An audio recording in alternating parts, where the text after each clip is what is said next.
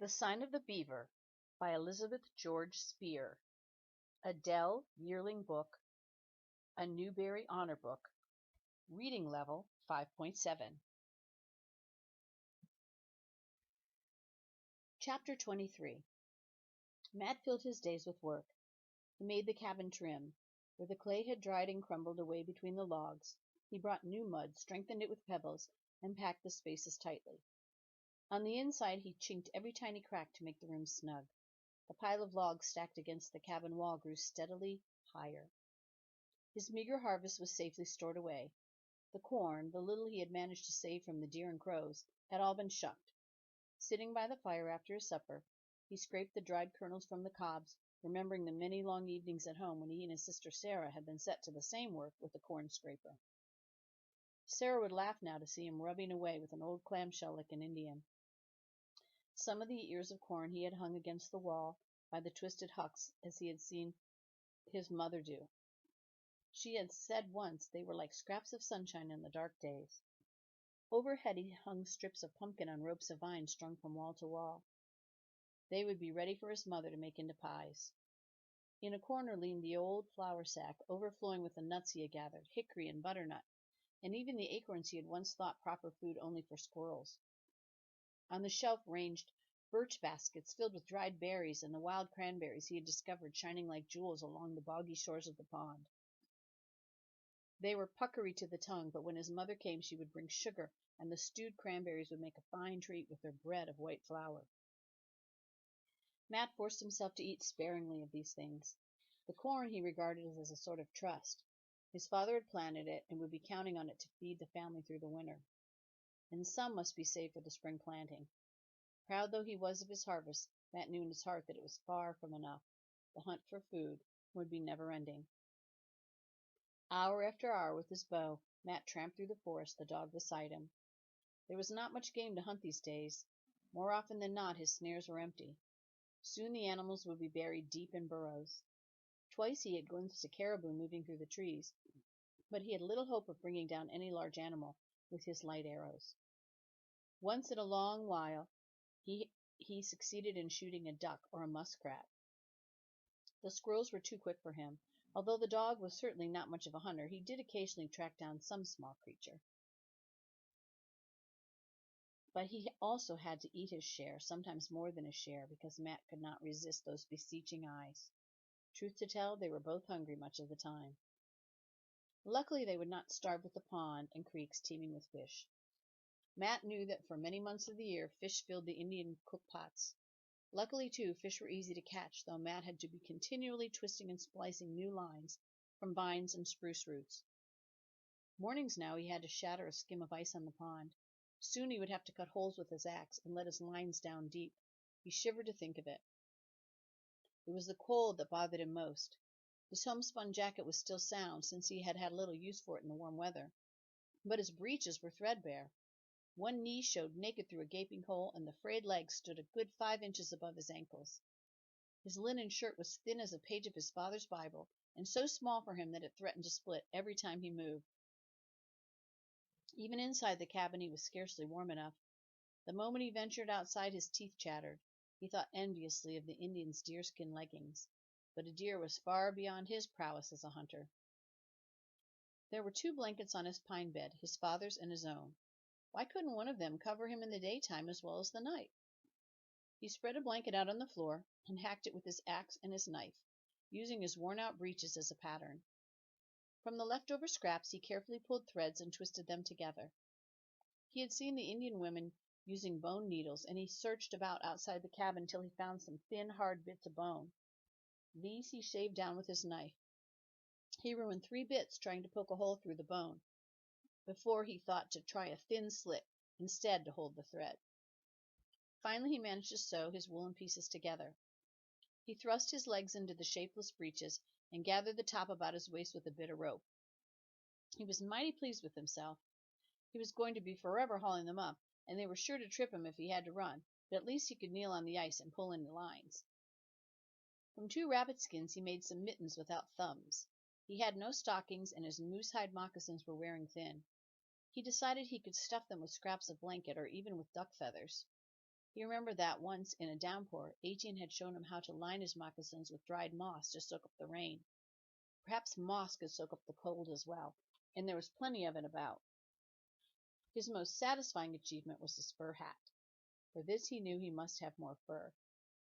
In the woods, 18 had once pointed out to him a deadfall constructed of heavy logs so intricately balanced that they would fall with deadly accuracy on an animal that attempted to steal the bait inside. Beaver and otter were caught in such traps, 18 explained, sometimes even bear. Now Matt determined to make one for himself, perhaps a small one. It would take a very large log even to stun a strong animal, and he had no wish to come upon a wounded bear. Much as he would like a bearskin, he would try for a smaller animal. He felled and trimmed 2 good-sized trees. Setting the logs on lighter posts was a feat of delicate balance that took him hours of patient trial and error. Over and over they crashed down, threatening his toes and fingers. Finally they held to his satisfaction, and gingerly he slipped 3 fish inside the trap. To his astonishment, on the 3rd morning, he found an animal lying under the fallen logs, so nearly dead that it was no task to club it. It was smaller than the others he had seen playing along the banks. A fisher, perhaps? That night he and the dog feasted on crackling bits of roast meat. It was strong-flavored, and he knew the Indians did not care for it, but he could not be so choosy. Other strips he hung over the fire to smoke. There was also a scant amount of yellow fat.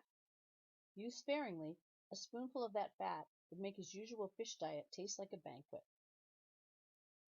The real treasure was the pelt, heavy and lustrous. He worked on it slowly as he had watched the Indian woman work.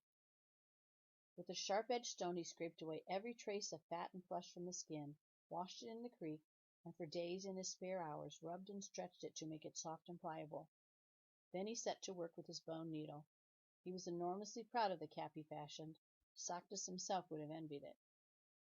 Most of this work he had done by firelight. He longed for candles. He ate his supper by the light of split pine branches set in a crack in the chimney. They gave light aplenty, but they smoked and dripped sticky pitch, and he was always afraid he might drop off to sleep and wake up to find the log chimney afire. At any rate, after a day of chopping and tramping, he was tired enough to go to bed with the dark. So often as he did the squaw work that 18 would have despised, thoughts of his mother filled his head. He imagined her moving about the cabin, humming her little tunes as she beat up a batch of cornbread, shaking out the board cloth at the door, for of course she would not let them eat at a bare table. He could see her sitting by the firelight in the evening, her knitting needles clicking as she made a woolen sock for him. Sometimes he could almost hear the sound of her voice, and when he shut his eyes he could see her special smile. He tried to think of new ways to please her. She would need new dishes for the good meals she would cook. He whittled out 4 wooden trenchers and 4 clean new bowls, rubbing them smooth with sand from the creek. He made a little brush to clean them with from a birch sapling, carefully splitting the ends into thin fibers. In the same way he made a sturdy birch broom to sweep the floor. Then he set himself a more difficult task, a cradle for the baby. With only an axe and his knife, the work took all his patience. His first attempts were fit only for kindling. But when the cradle was done, he was proud of it. It was clumsy, perhaps, but it rocked without bumping, and there wasn't a splinter anywhere to harm a baby's skin. Sitting by the fire, it seemed to promise that soon his family would be there. When he had a few more rabbit skins, he would make a soft coverlet. For Sarah, he had made a corn-husk doll with corn silk hair. He was surprised at how much he looked forward to Sarah's coming.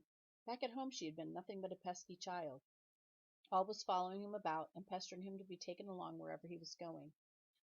Now he remembered the way she had run to meet him when he came home from school, pigtails flying, eyes shining, demanding to know everything that had happened there. Sarah hated fiercely being a girl and having no school to go to. She would be full of curiosity in the forest. She wasn't afraid like most girls. She was spunky enough to try almost anything. She was like that Indian girl, 18's sister. What a pity they couldn't have known each other.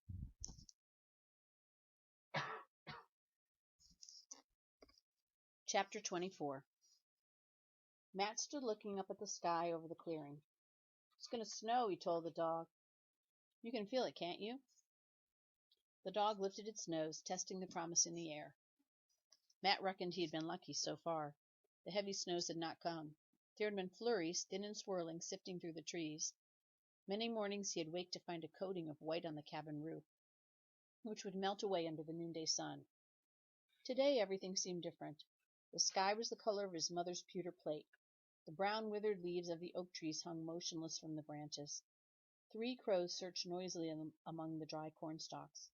A flock of small birds hopped nervously under the pines. "It's almost Christmas," he said out loud. He could not remember for sure how many weeks belonged to each month. Sometimes he was not even certain that he had remembered to cut a notch every day. Each day was so like the day before, and Christmas Day, when it came, would not have anything to mark it from all the others. He tried to put out of his mind the thought of his mother's Christmas pudding. "We'd better get an extra firewood," he said, and the dog scrambled eagerly after him. Late in the day the snow began, soundlessly, steadily. Before dark it had laid a white blanket over the trees and the stumps and the cabin. When Matt and the dog went outside at bedtime, the chilly whiteness reached over his moccasins and closed around his bare ankles. They were both thankful to hurry inside again. Next morning, in the darkness of the cabin, Matt made his way to the door. He could scarcely push it open. The bank of snow outside reached almost to the latch. He stared at it in alarm. Was he going to be a prisoner in his own cabin?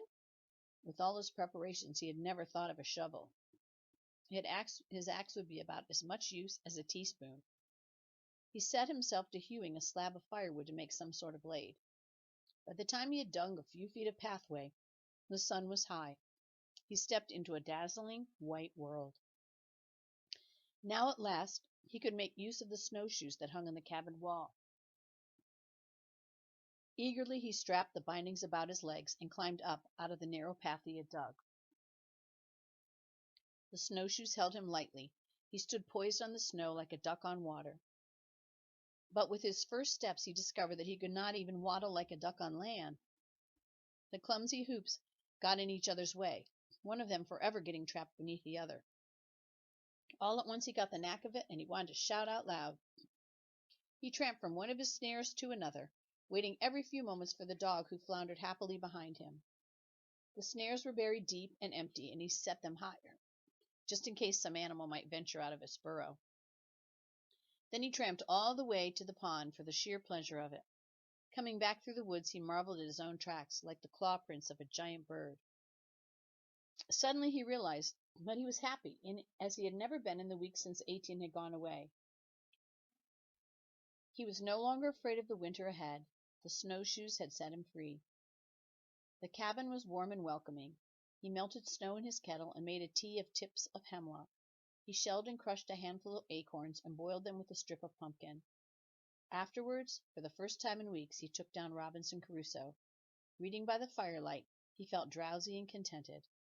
Life on a warm Pacific island might be easier, but tonight Matt thought that he couldn't for a moment have given up his snug cabin buried in the snow.